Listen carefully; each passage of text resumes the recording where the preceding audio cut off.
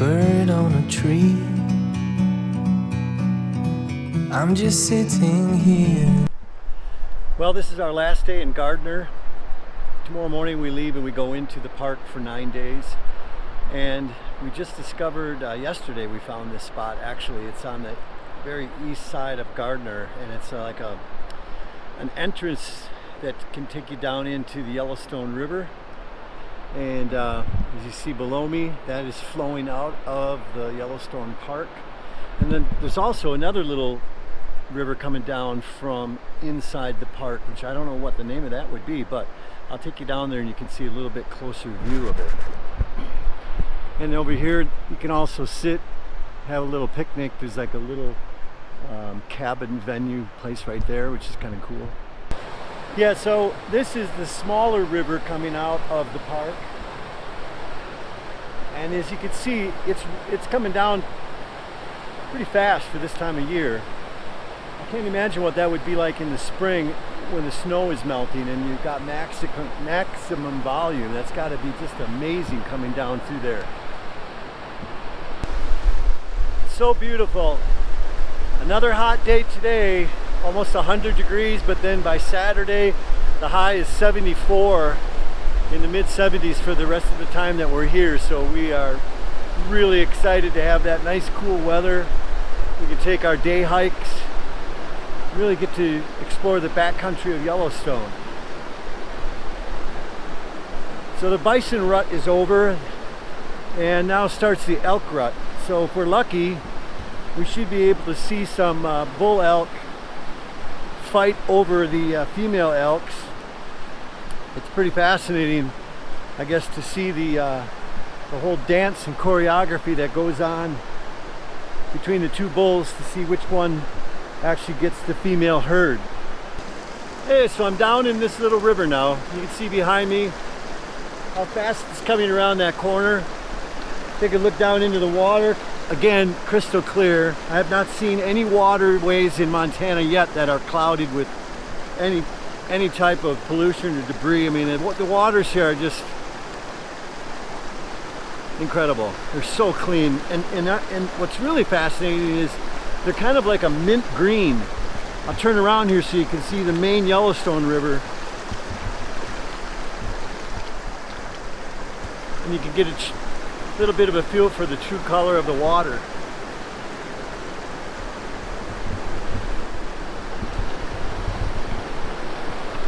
So this is where the two rivers right now are converging, and I can actually walk kind of through here, and these huge boulders, which have been just rounded smooth by years and years and years of water. You can see how smooth it is. Here's a little waterfall right here I'm standing on, looking out into the waters of the river. And if I try here, I should be able to jockey myself through here. Here's like another little wading pool. And surprisingly, the water in here, it's a lot warmer than the actual river itself. I think what might be happening here is if you put your hand on these boulders, they are really, I mean, they're not hot, but they're really warm. And I think the sun heats up these giant boulder rocks, and then when the water comes down and it has time to kind of meander and sit in these pools, it heats it up. So it's really kind of like almost like a little, well, I wouldn't call it a hot tub, but it's a heck of a lot warmer than that water out there.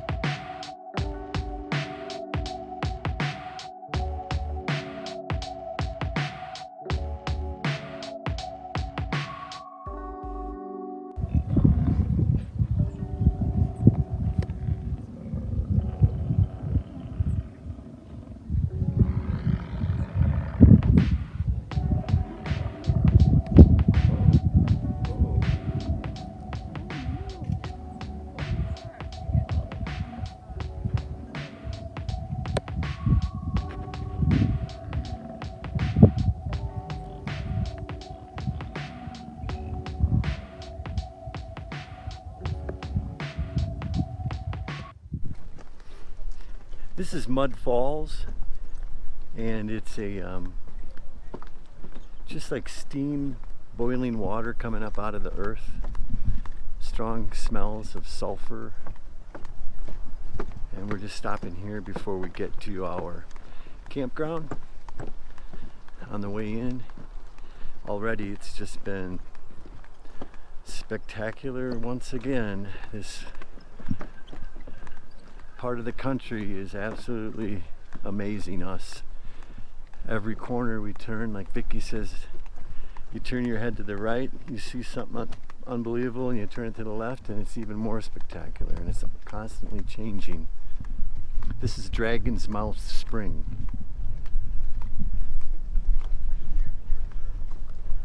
If you listen really closely, you can kind of hear it. Almost sounds like an eerie rumbling coming from the steam and the gases exploding through the water.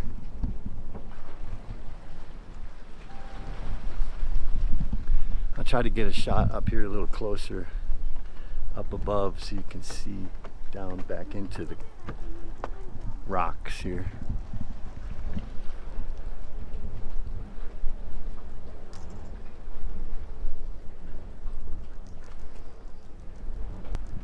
So interestingly enough, down below there's a sign that says like 12 people have died here because they leave the boardwalk and they actually walk down in there, and the water is so scalding that it just burns them to death and they die. It's crazy.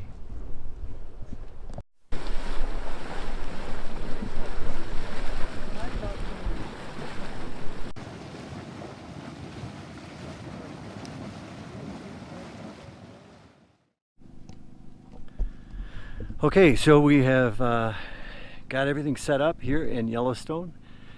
We have the next 9 days here. We have we're staying at Bridge Bay, which is a little crowded, but take into consideration that this was built probably in the 1940s, so these sites are really small. They're actually meant for tents originally.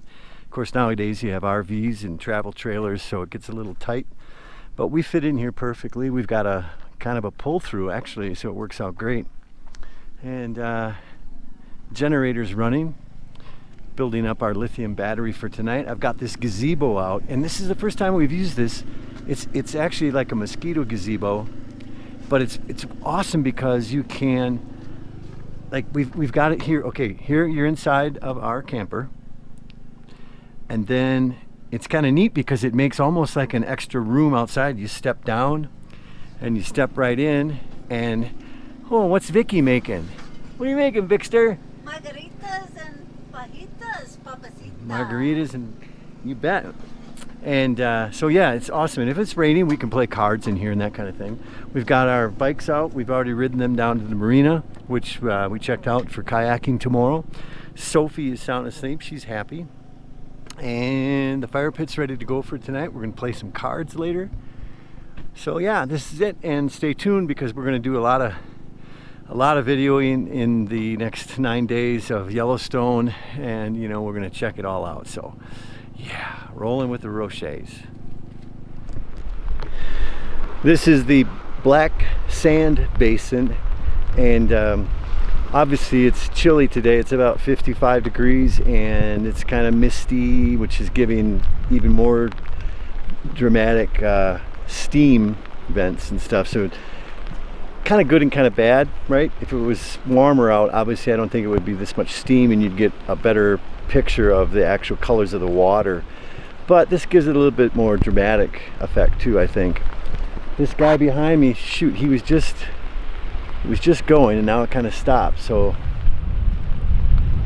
hard to tell how frequent it goes, but I'll try to catch it again. Oh, here's one right here going right now.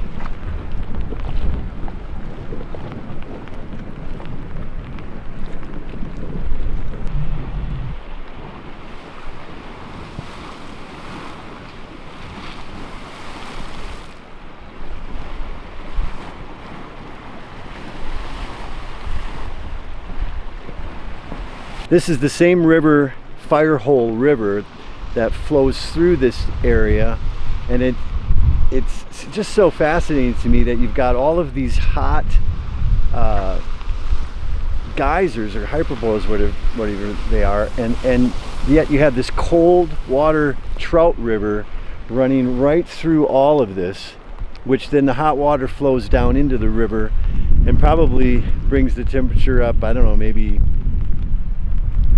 I'm guessing 25 to 30 degrees, because usually these rivers are in the 40 to 55 degree temperature range. So with this boiling water going in there, it's got to make for just lukewarm, beautiful temperature for the fish.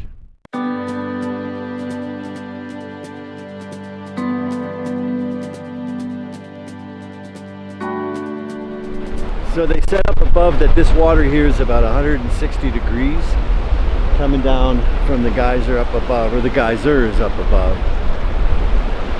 Makes for a nice natural hot tub. I bet the minerals are good for your skin too. So we're at the Grand Prismatic Spring. This is the entrance to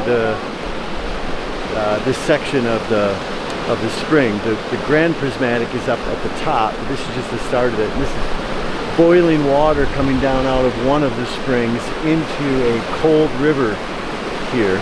You're not allowed to swim here, but there's another place in the park called Boiling River where you can go and swim, and it's like bath water. I mean, it's warm, but you can actually swim in it.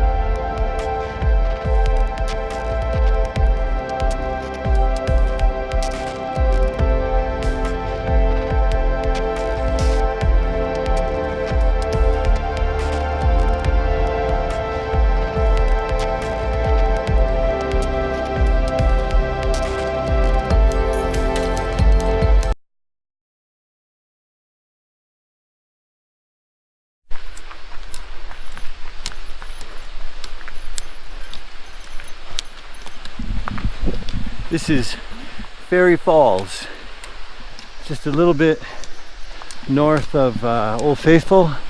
It's about a 3-mile hike back in here.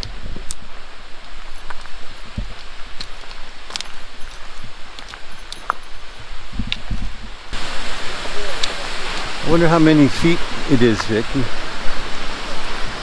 200-foot waterfall and a 6.7-mile loop. Hey guys, we made it to the base of Fairy Falls, right here. You feel the mist, and awesome. So I think it's over 200 and some, 260 or 290 feet drop down. Well worth the hike up.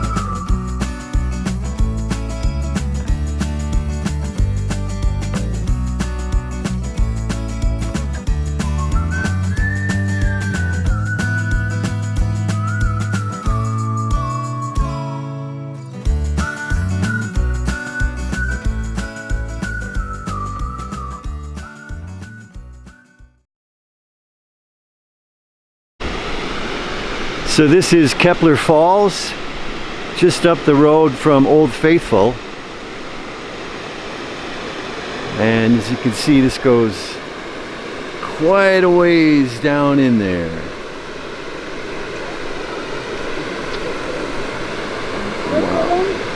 Sorry? Montreal. Oh, really? Yeah.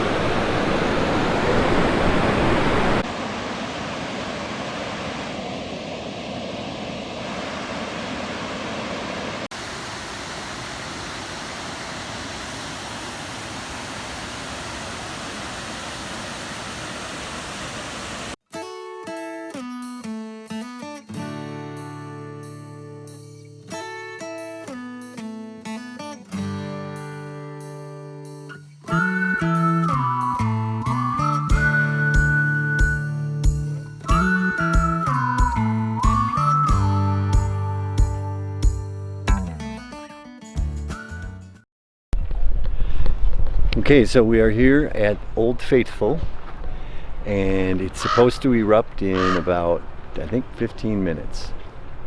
So they can predict it within what time? I think they can predict it within, give or take, 10 minutes on each side. And Every 98 minutes. yeah, every 98 minutes or something like that, it goes off. So hopefully we'll get quite a show here. It is right there. And then we're gonna leave here after this. There's a ton of geysers here. If you look off into the distance, you can kind of see the smoke.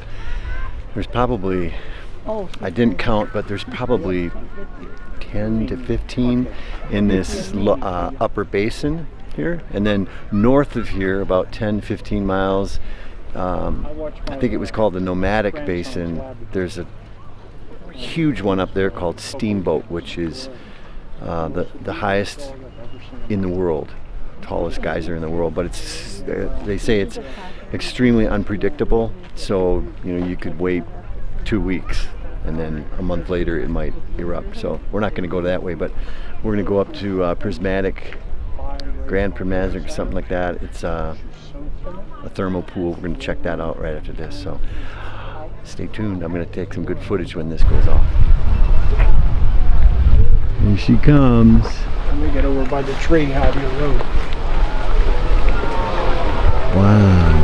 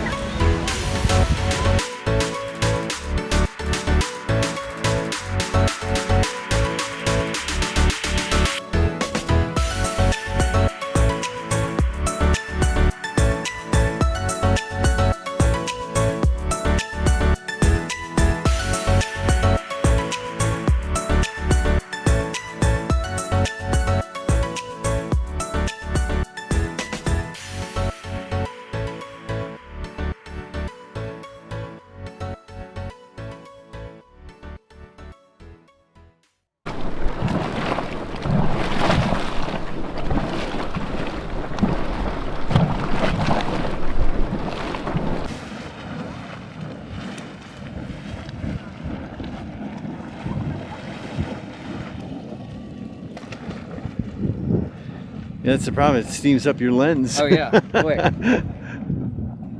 Real quick.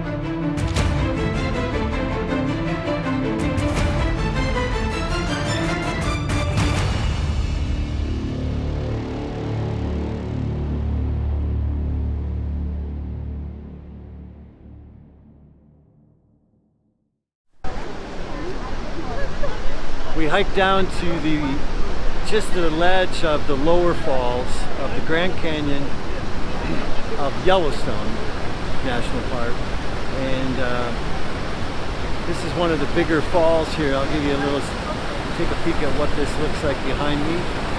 I'll walk it around.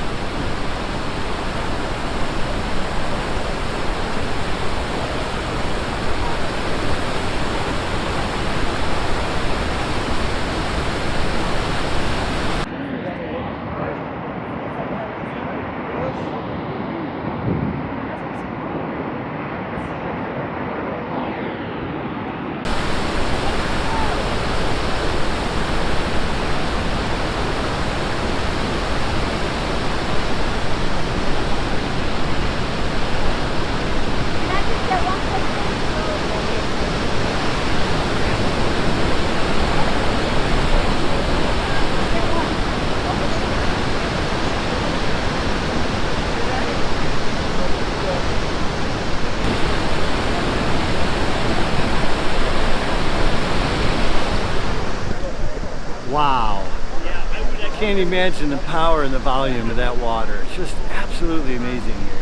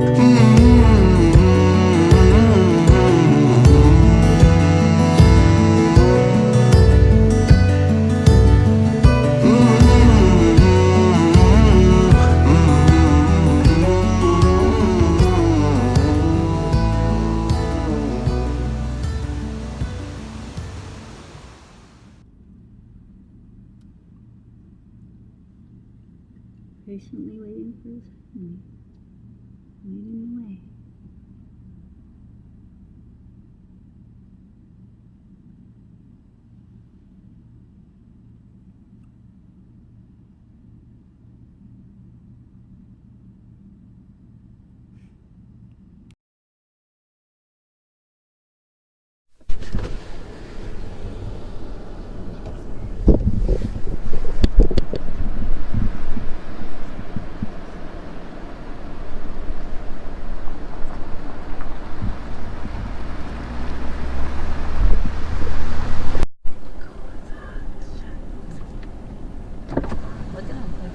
They're coming on your left there. They're gonna come. Oh boy.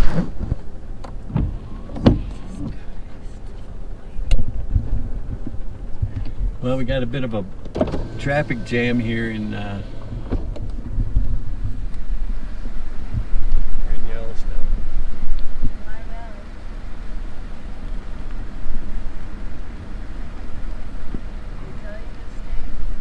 75 feet away, 25 yards, and they're coming for us. Oh my word in heaven.